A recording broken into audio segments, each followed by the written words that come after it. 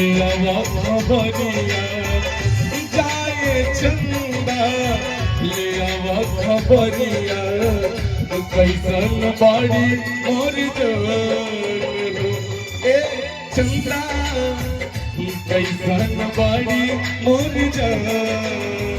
और हमारे भाई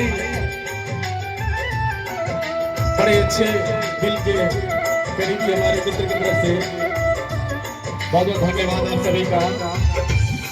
और आप सभी का प्यार आशीर्वाद ऐसे मिलता है हम छोटे कलाकारों को, और दिल से भैया को धन्यवाद है। बापू को रवे में हमारा रहत रहली छन भजुदाई सहत रहली।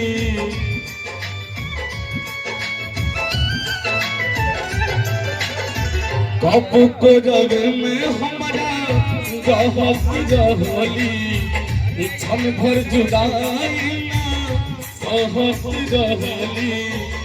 मनवा न लागत होई पिया के ननवा मनवा न लागत होई पिया के ननवा होई है बहुत परेशान हो जाए चंदा ले आवा खबरिया जाए चंदा ले आवा खबरिया कैसन बाड़ी मोर जान हो ए चंदा कैसन बाड़ी मोर जान।